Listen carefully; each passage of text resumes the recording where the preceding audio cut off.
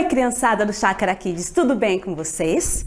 E hoje nós estamos aqui para continuar a percorrer o nosso caminho na grande história de Deus, a grande história que está lá na Bíblia.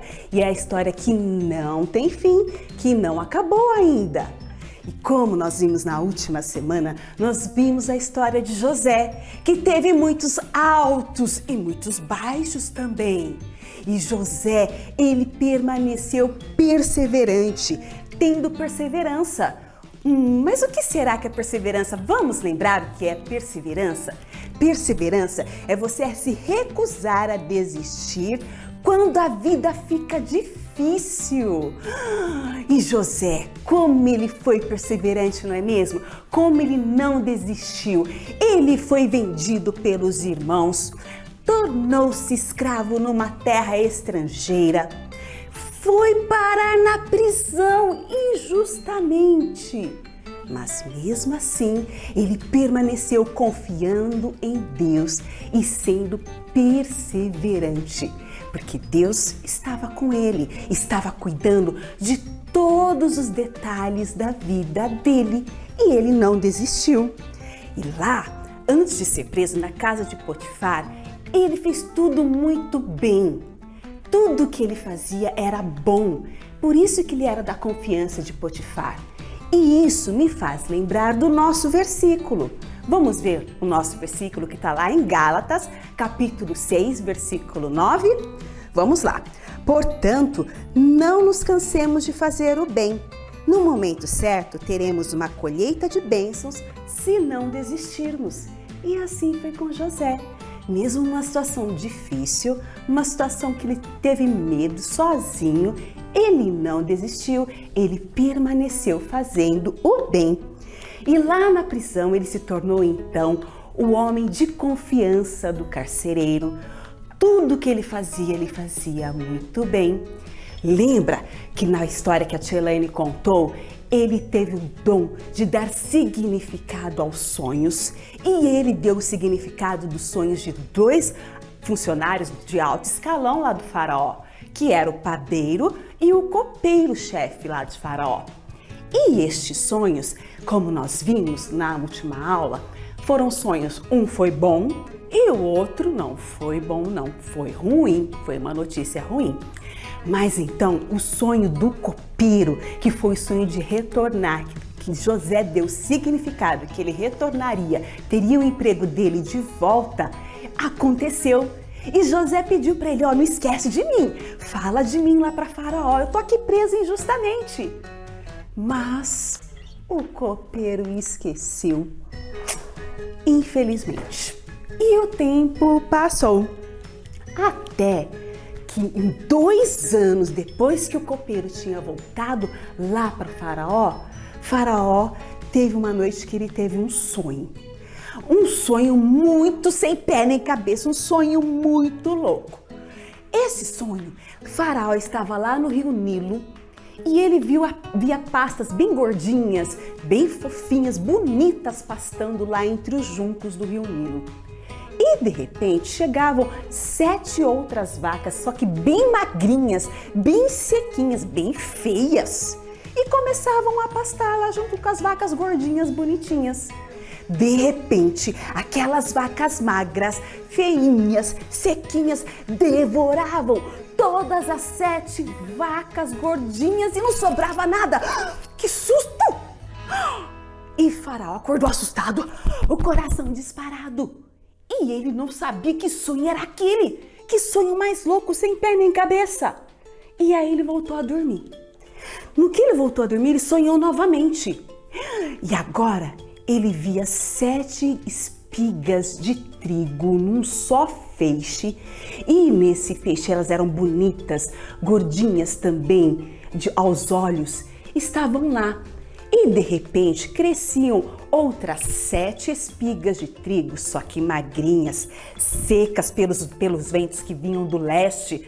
E de repente essas 7 magrinhas espigas devoravam as que eram bonitas aos olhos e sumiam, não sobrava nada. De novo o Faraó acordou assustado, o coração disparado e não entendeu nada deste sonho. Resultado, na manhã que ele acordou, perturbado, ele não se conformou com esse sonho. Ele mandou chamar os magos, mandou chamar os sábios de todo o Egito para que dessem o significado, e ninguém podia dar o significado. E aí, lembra do copeiro? O copeiro, vindo aquela situação do sonho de Faraó, que ele não conseguia achar significado, lembrou de quem? De José! Pois é, aí ele falou: Faraó, não, tem um homem que esteve comigo na prisão e que ele conseguiu dar o significado do meu sonho. Vá chamá-lo, ele vai poder dar o significado deste sonho para o senhor. E assim foi feito. Faraó mandou chamar então José, e José se aprontou, tomou um banho, fez a barba e foi até a presença de Faraó. Chegando na presença de Faraó, Faraó falou: ó, ouvi dizer que você é aquele que sabe dar o significado dos sonhos. É você, não é este homem? E José, humildemente, falou para ele: ó, eu não dou o significado, quem dá é o Senhor, o meu Deus. E então ele dará, por favor, o significado do seu sonho, Faraó. É ele quem dará. E aí Faraó contou desse sonho esquisito, das 7 vacas gordas sendo devoradas pelas 7 vacas magras, das 7 espigas de trigo gordinhas, bonitas, sendo devoradas pelas 7 espigas magrinhas, feinhas. E aí José calmamente falou: o significado destes 2 sonhos é somente um, Faraó. Você terá 7 anos de grande fartura de alimentos. Tudo vai ser muito farto de alimento. Mas virão outros 7 anos de grande fome sobre a terra. E é Deus quem está revelando e que fará isso. Uau! Faraó falou: isso faz sentido. É verdade o que você está falando. E José falou: não, peraí que tem mais.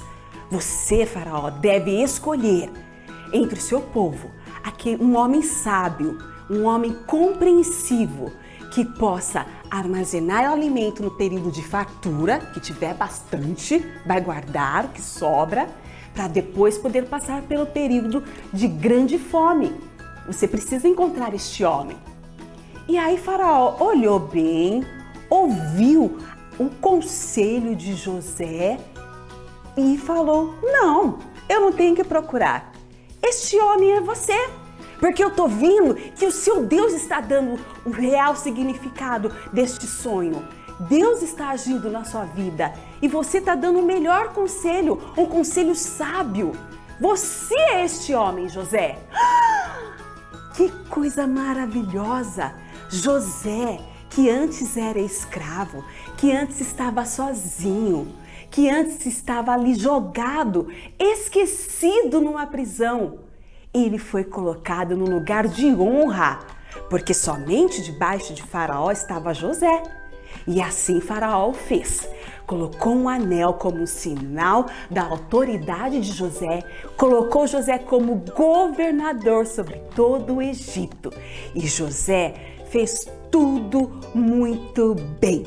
José andou por todo o Egito no período da grande fartura, recolhendo os alimentos, os cereais, os grãos, construindo grandes armazéns em cada cidade para que fossem colocados os grãos, os cereais, e ali tivesse todo o mantimento para que pudesse passar pelo período de fome.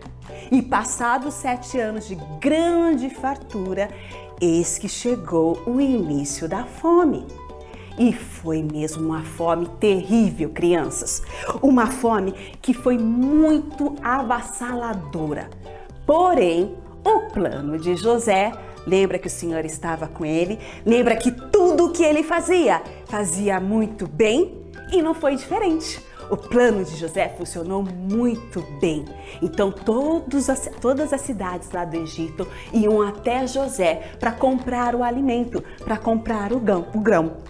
E essa fome foi tão forte que ela se estendeu para além do Egito e chegou, sabe aonde? Em Canaã. Canaã, onde estava a família de José? Jacó, seu pai, seus familiares. Esta fome chegou lá. E Jacó, sabendo que o Egito estava com a provisão de grãos de alimentos, mandou então os seus filhos para comprar o alimento lá no Egito. Ele falou, vocês vão, mas o caçula, o Benjamim, vai ficar dessa vez. Mas vão vocês 10, os 10 irmãos de José. E eles foram. Chegando lá no Egito, eles se encontraram com José, porém não o reconheceram. E aí, imediatamente, como sinal de reverência, eles se curvaram perante José. E José, imediatamente, já reconhecendo os irmãos, lembrou-se também daquele sonho que ele teve lá no começo, de curvando-se perante ele. Bom, José não revelou quem ele era. Então ele testou os irmãos. Ele falou, vocês são espiões. Vocês estão aqui para achar a nossa fraqueza, para achar algum ponto fraco nosso, porque nós guardamos alimentos. E os irmãos, não, nós estamos aqui apenas para comprar alimento, nós queremos apenas os grãos. Não, vocês são espiões e por isso vocês vão ficar aqui até vocês confessarem que vocês são espiões. Mas isso ele estava fazendo apenas para testá-lo. E os irmãos assim ficaram bem preocupados. Falou, agora está caindo o juízo de Deus sobre nós pelo que nós fizemos lá no outro irmão. Deus está nos castigando. Deus vai tirar a nossa vida porque nós entregamos o nosso irmão. Mas não foi bem assim que aconteceu, não acabou aí não. Passados 3 dias, José libertou os irmãos e falou, vocês podem levar sim o alimento, não tem problema, mas um de vocês vai ficar. Porque eu quero a garantia de que vocês não são espiões, que vocês estão indo e vão voltar. E aí ficou Simeão com José, ficou preso lá. E os irmãos foram, pegaram os grãos, José mandou dobrar a porção para eles, dar alimento ainda para que eles seguissem viagem e devolveu o dinheiro, só que escondidinho. Colocou lá nos sacos dos alimentos escondido para que eles não soubessem, mas levou. E aí, chegando no meio do caminho, os irmãos, eles foram abrir os sacos de alimentos para dar os alimentos para os animais e encontraram o dinheiro todo lá. E eles ficaram assustados, falaram, mas como? Por que ele devolveu o dinheiro? Por que ele não ficou com o dinheiro? E ficaram sem entender. Chegando lá na casa deles, com Jacó, eles contaram tudo o que tinha acontecido, como José tinha testado, como governador do Egito, né? Porque não era o irmão deles, eles ainda não sabiam. Como governador do Egito tinha testado eles, achando que eles fossem espiões. E aí eles falaram para o pai, pai, se a gente tiver que voltar lá, nós temos que levar o nosso irmão Benjamim. E então o pai falou, não vou perder mais um filho. Vocês, quando José foi encontrar vocês perderam José. Eu não vou deixar perder Benjamim, não vai, dessa vez ele não vai não. Bom, passou-se um tempo e aí o alimento acabou novamente. E então chegou o tempo de voltar novamente para o Egito. E aí os irmãos falaram, pai, pro pai Jacó, não vai dar, precisamos sim levar Benjamim. Então ele falou, então a gente não pode ficar passando fome, tem essa condição? Tudo bem, mas vocês levam Benjamim, mas vão levar presentes, porque ele foi muito bom com a gente. Vocês vão levar o dinheiro dobrado para falar o que aconteceu, que vocês acharam o dinheiro de novo. Então vocês vão levar, além do que vocês pagaram da primeira vez, vão levar mais uma quantidade para pagar, mas vocês vão com tudo. E voltem sem Benjamim. E aí eles falaram, não pai, pode deixar, a gente vai. E vai voltar com Benjamim. Então, eles seguiram nessa viagem. E aí, nessa viagem, chegando lá no Egito, eles foram recepcionados por José. E José logo viu que eles estavam vindo com o irmão mais novo. E José se emocionou muito ao ver que o irmão estava vivo, ao saber que o pai estava vivo. E ele foi chorar no cantinho escondido, porque ele ainda estava pensando como ele ia fazer, como ele ia se revelar para os irmãos. E aí ele falou assim, Hoje vocês vão comer na minha casa. Vocês vão lá, vocês vão ter um banquete. E ele mandou os empregados dele prepararem um super banquete para receber os irmãos. E nesse banquete eles comeram, beberam, ficaram felizes. E aí foi uma coisa muito gostosa, porque ele ouviu da família dele, José viu o irmão dele, que era o irmão da mesma mãe.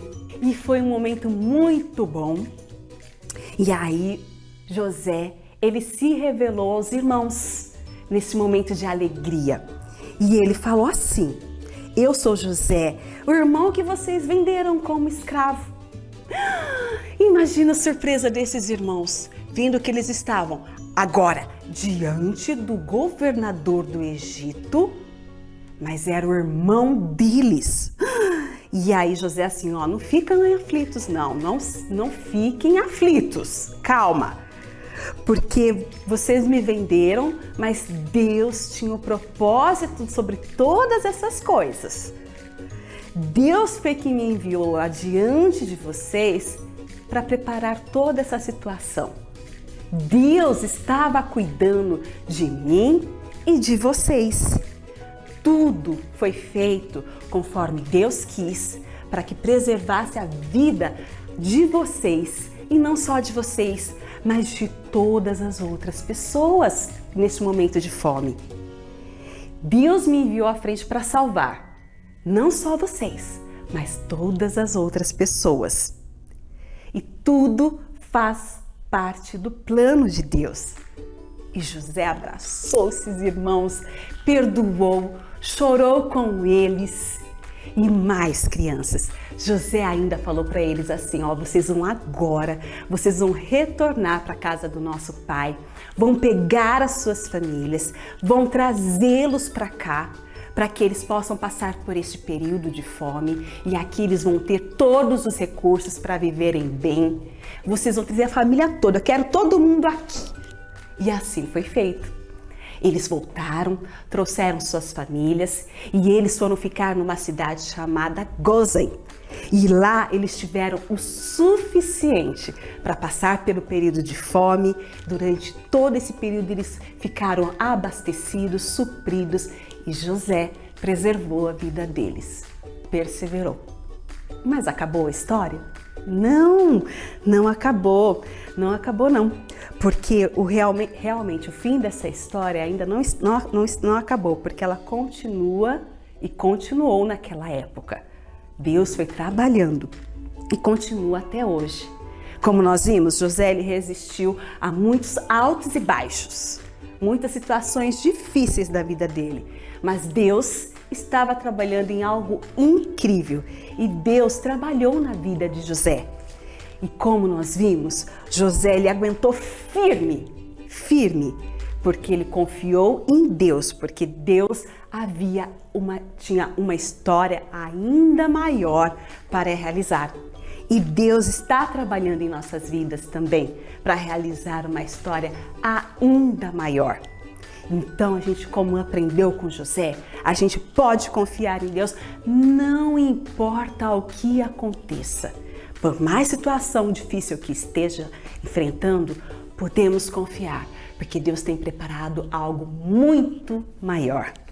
Então, vamos orar, crianças? Querido Deus, obrigado pela vida e a história de José, porque com ele nós podemos ver como o Senhor trabalhou e cuidou dele também. O Senhor estava com ele. Obrigada, porque o Senhor também está conosco e também nos permitiu fazer parte dessa história. Eu peço, papai, que o Senhor nos ajude, a cada um de nós, a aguentar firme, porque há uma história ainda maior.